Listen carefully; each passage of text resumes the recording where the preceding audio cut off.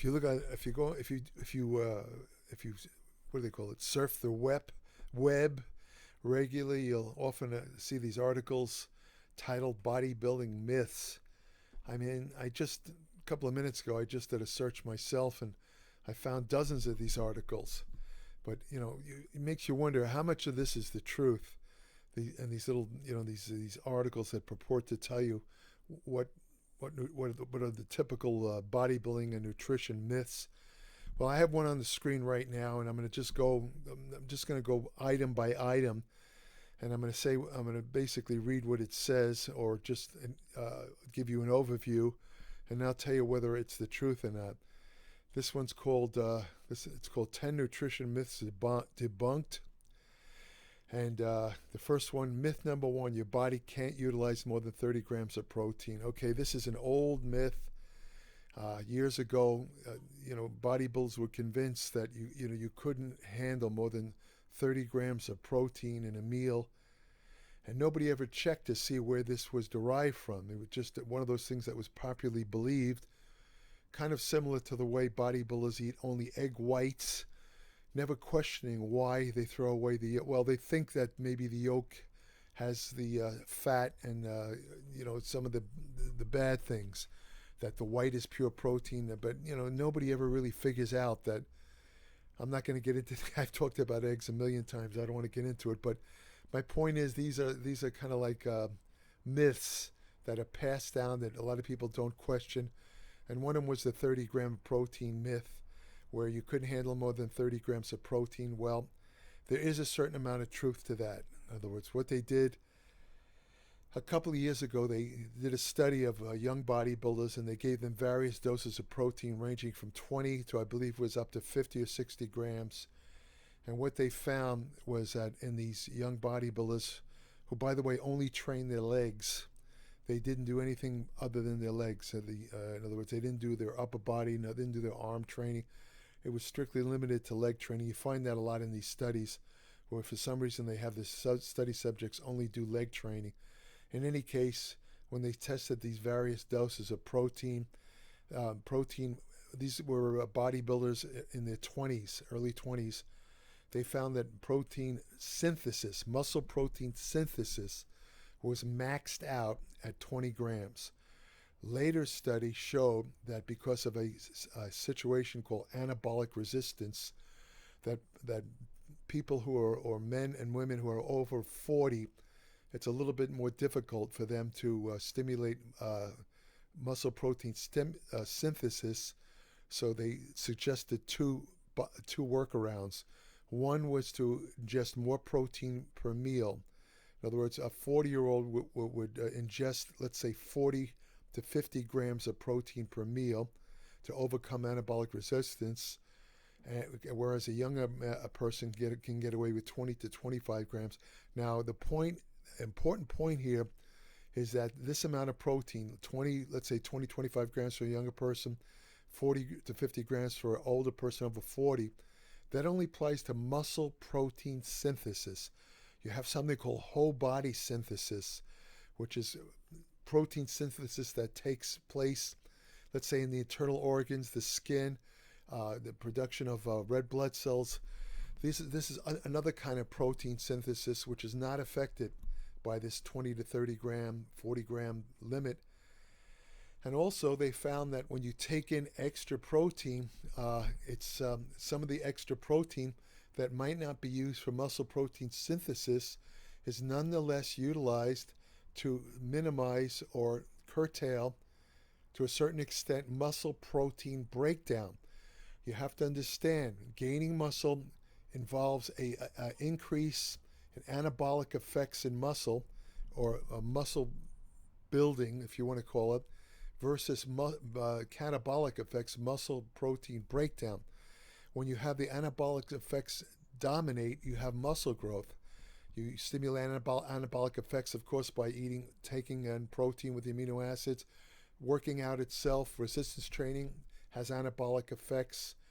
But the muscle protein breakdown, by lowering it, it's equally important, because when you when you lower muscle protein breakdown, you kind of emphasize anabolic effects, muscle building.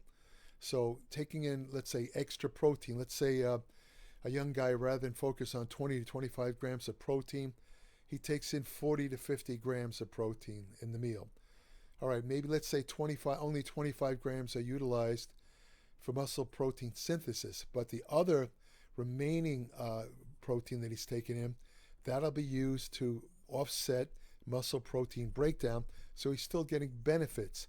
Now, as far as being able to digest protein, your body, there is literally no limit. You could take in 100 grams of protein, you will digest all of it. Again, only a certain amount will be used for muscle protein synthesis, but the rest will be used for, as I said, whole body protein synthesis, also to stimulate decreased muscle protein breakdown. So it's not really wasted. A lot of it will be oxidized in the liver, which is one reason why protein never makes you fat, contrary to what you hear some dietitians in some articles. Don't eat too much protein, it's converted to fat. That's just complete BS. In the 60 years I've been involved in bodybuilding, and I've seen countless people on diets, I've never met one person ever out of countless thousands who've ever gotten fat from eating protein. It's just pure nonsense. The excess protein will be oxidized in the liver. There was a study done a couple of years ago. I'm not sure whether, I don't remember whether it involved bodybuilders or not, but they gave the study subjects 2 portions of beef. One of them contained 90 grams of protein. The other one was a much smaller portion that only contained 30 grams of protein. And they measured the extent of muscle protein synthesis after both meals. And what they found was that it was the same. In other words, taking in 90 grams of protein in one meal didn't produce any greater level of muscle protein synthesis than eating 30 grams. So one tip I would give to those over 40 is not only to consume more protein in each meal, meaning 40 grams or more, but also to ensure that each protein meal contains at least 3 to 4 grams of a particular branched chain amino acid called leucine. Leucine is the key amino acid for promoting muscle protein synthesis. And as I said, even though older people can absorb as much protein as younger people, they're not quite as efficient at stimulating muscle protein synthesis. So taking a little extra leucine will help. Now, whey protein, each serving of whey protein, I believe, contains about, I think, anywhere from 2 to 3 or 4 grams of leucine. So if you're using a whey protein supplement, you don't have to worry about that. Let's go on to the next myth in this article. Next myth, a high protein diet increases your risk of osteoporosis. That's an old myth. It was based on the fact that protein, some of the amino acids are kind of acidic in nature, like sulfur-containing amino acids, methionine, cysteine, and because of their, let's say, acidic nature, because after all, amino acids are acids, the idea was that taking in a lot of protein, a lot of amino acids, would cause the calcium to leach out of the bones, so you'd wind up losing calcium, which in turn could eventually be a cause of osteoporosis. But over the years, they've realized that a high protein diet actually preserves bone mass, and one of the reasons it does that, it increases anabolic hormones that are involved in building bone mass, such as insulin-like growth factor 1. So the idea that a high-protein diet will cause a loss of bone mass or stimulate osteoporosis, which, by the way, is much more common in women but can occur in men, especially men who are deficient in testosterone. The idea that a high-protein diet will cause a loss of calcium and stimulate osteoporosis is nonsense. Next one, myth number 3, a high-protein diet puts stress on your kidneys. I've talked about this in dozens of other studies. I just mentioned briefly that the only people that have to be concerned about a high-protein diet are those with pre-existing kidney disease. If you're already in renal failure, kidney failure, and you're eating, let's say, 300-400 grams of protein, you are putting extra stress on the kidneys. It could be dangerous. However, for all other people, any amount of protein is not going to hurt your kidneys. Although, quite frankly, I've seen that some recent studies in kidney journals, these are medical journals devoted to kidney function, where they're hinting that a long-term high-protein diet, what I mean by long-term is, let's say, 40 years or more, eventually will cause a little bit of kidney damage. And these articles point out that people, as they get older, tend to lose a kidney function anyway. Most people that are over 60 only have about 40% of their kidney function left. And these articles claim that eating a consistent, very high protein, now I'm talking very high protein, I'm talking like 300 grams or more, will speed, let's say, the breakdown of the kidneys. So that's a partial truth there. Another one is myth number 4: cooking protein changes its biological value. It's true that when you cook or heat a protein, the protein undergoes denaturation. In other words, some of the amino acids in the protein are altered by heat. However, if you look at high quality protein sources, such as animal protein, meat, fish, eggs, cheese, dairy products like milk, they are so high in essential amino acids that a slight loss of amino acids through cooking or heating is not going to change its biological value, and it's not going to make the protein not useful or not absorbed. So you don't have to worry. The one thing you want to be concerned about is overcooking. For example, if you overcook meat, not only do you possibly produce carcinogenic substances, especially if it's what do they call it, barbecued, when the fat drips down, and this what happens is these carcinogenic substances like HCA are released back into the meat, and they have a relationship to colon cancer. That's only well done or very overcooked meat. Very overcooked meat, and this is really kind of not very likely. Severely burned meat can change the natural creatine content in the meat into a carcinogenic substance. The meat has to be extremely burnt, and I don't know anyone in their right mind who would eat meat that's burnt to that extent. So that's really nothing to worry about. The point to remember, though, is that cooking meat is it's not going to affect the protein uptake. It's not going to affect the quality of the protein. Myth number 5 is you must consume protein immediately after a workout. This started around, about 25 years ago.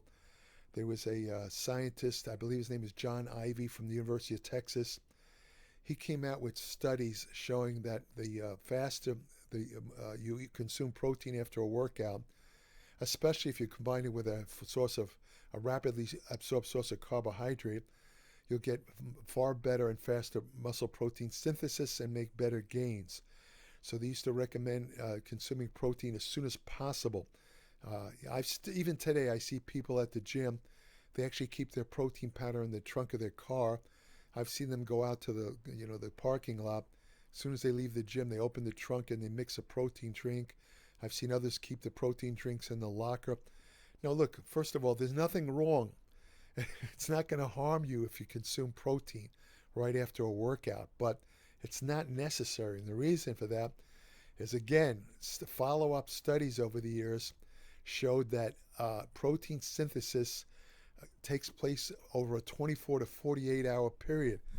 What that means in practical terms is you have 24 to 48 hours to get in sufficient protein to maximize muscle protein synthesis. Now, there is a corollary to that.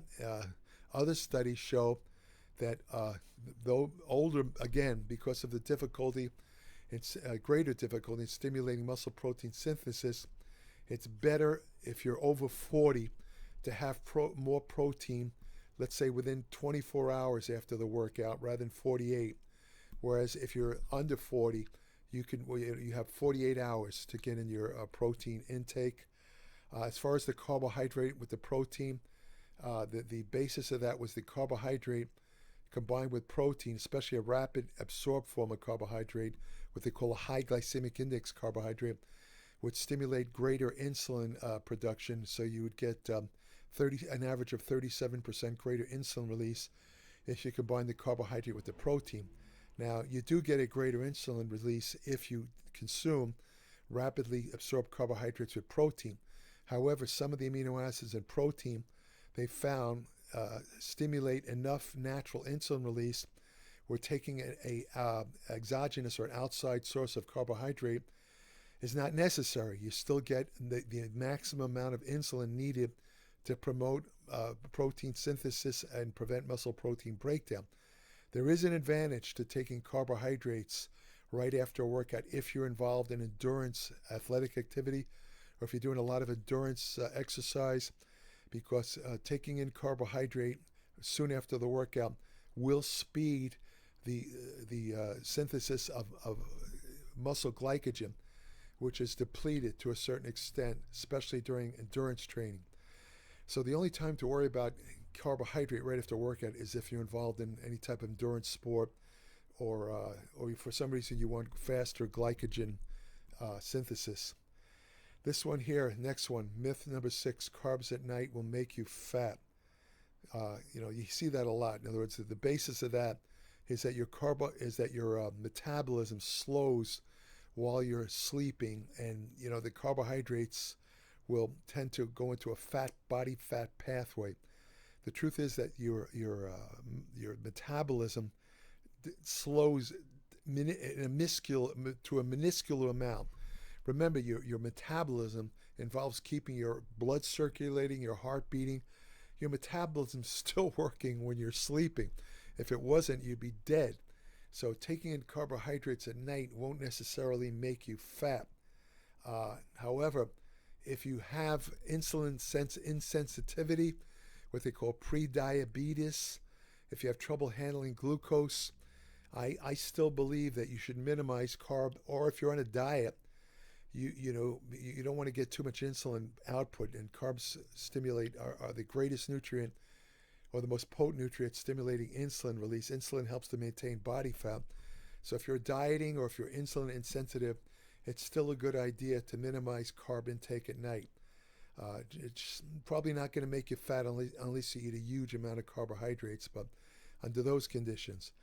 Myth number 7: a carb is a carb is a carb. All carbs do have 4 calories per gram, but the way your body handles carbs varies dramatically. As I mentioned, high glycemic carbs are rapidly digested carbs.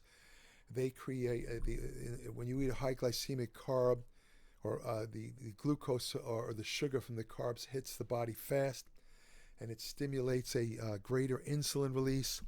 The insulin can stimulate release of serotonin in the brain, which will make you feel tired and make you feel sleepy.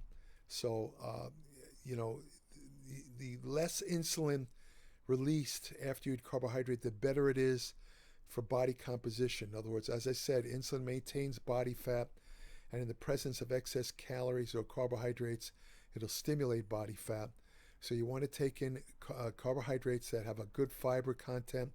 If they don't, if you are for some reason forced or have to eat a high glycemic carb, take a fiber supplement with it. For example, you could take apple pectin powder. You could take Metamucil, which is, what the hell is it? It's psyllium seed powder.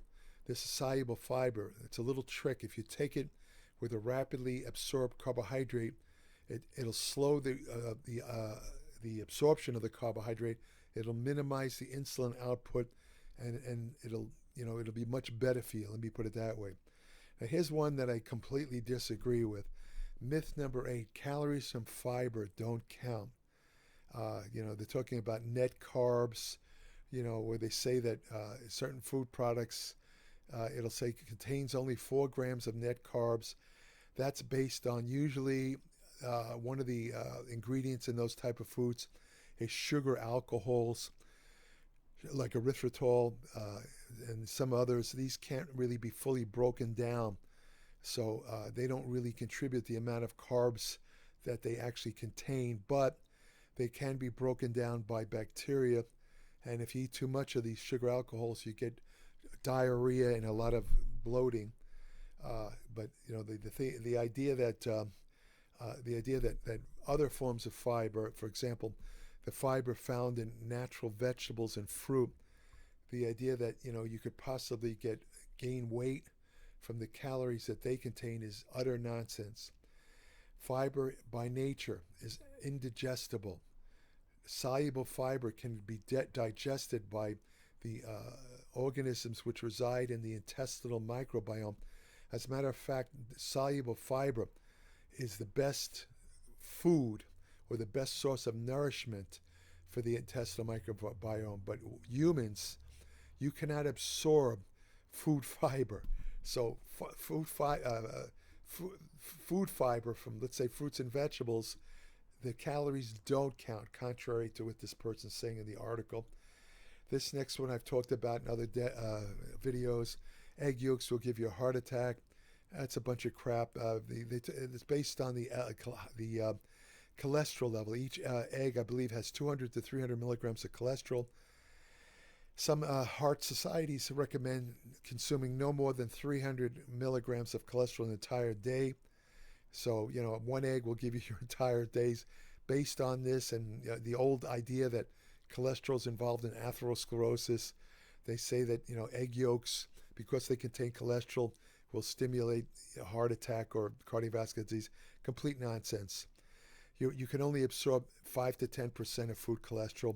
Most of the cholesterol in your body does not come from food. It comes from being manufactured in the liver.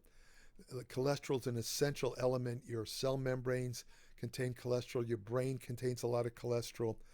So your liver is going to make cholesterol every day. It makes about 1,000 milligrams. So you don't have to worry about egg yolks giving a heart attack. And the idea of discarding the yolk and eating only the white is nonsense. And by the way, egg yolks increase levels of protective high-density lipoprotein, HDL, which helps prevent atherosclerosis and cardiovascular disease. Next myth, myth 10, eating fat makes you fat. This was a favorite of a famous trainer years ago named Vince Garanda, who always used to say that fat helps burn fat. And it doesn't seem logical. After all, dietary fat contains the densest amount of calories at 9 calories per gram. There's been recent studies, animal studies, where they found that only dietary fat stimulates body fat synthesis. But there's problems with that. It depends on what type of fat you eat. You can't generalize and say that all types of fat make you fat. Polyunsaturated fats, even though they contain the 9 calories per gram, like fish oil, some of these other things, monounsaturated fat as found in extra virgin olive oil, these things will not make you fat. As a matter of fact, if anything, they'll make you more insulin sensitive, which help you lose body fat. And this was Vince. He didn't know the science at the time, but Vince through his, let's say, his empirical knowledge and observation, noticed that eating high-fat foods like meat and eggs stimulated body fat loss rather than made you fat. So again, it depends on what type of fat. If you eat a huge amount of saturated fat, especially if you combine it with carbohydrates, yes, indeed, you can get fat. In fact, most people who have excess body fat, I'll give you a little tip. The reason most people get fat is not from eating fat, contrary to what that animal studies show. They get fat from eating a combination of fat and carbohydrate. Because when you eat fat and carbohydrate, the body prefers carbohydrate as its energy source. It can utilize carbohydrate as a source of energy much faster and easier than fat. So if you eat a lot of carbohydrate and a lot of fat, the body is going to utilize the carbohydrate for energy, but it's going to shuttle the fat into fat cells. So the people that get fat from eating foods that are rich in carbohydrate and fat. If you eat fat alone, for example, a ketogenic diet is an ultra-low carbohydrate diet that sometimes contains as much as 70% fat. It's almost impossible to get fat on that. I mean, a lot of it's saturated fat, but if you cut out the carbohydrates completely, fat alone will not make you fat, contrary to what you might hear or read or see in videos. Again, fat makes you fat only when it's combined with carbohydrates.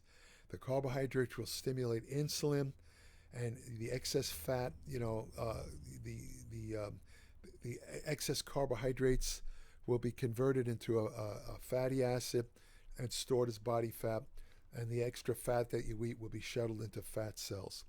So again, if you can eat fat, the best thing on a general normal diet is to focus on monounsaturated fats such as extra virgin olive oil and avocados, a little bit of nuts. Don't go crazy on nuts. I made the mistake not long ago. I got into the habit of eating a lot of cashew nuts. I love cashew nuts. I was buying this like 1 pound, I think it was a 1 or 2 pound bag at Costco of cashews, and I absentmindedly was eating it like all through the day and night. And oh my God, I forgot that it's 76% fat. It's not saturated fat. I believe it's mono. It's good fat. But geez, when you eat that much fat, I was eating thousands of calories.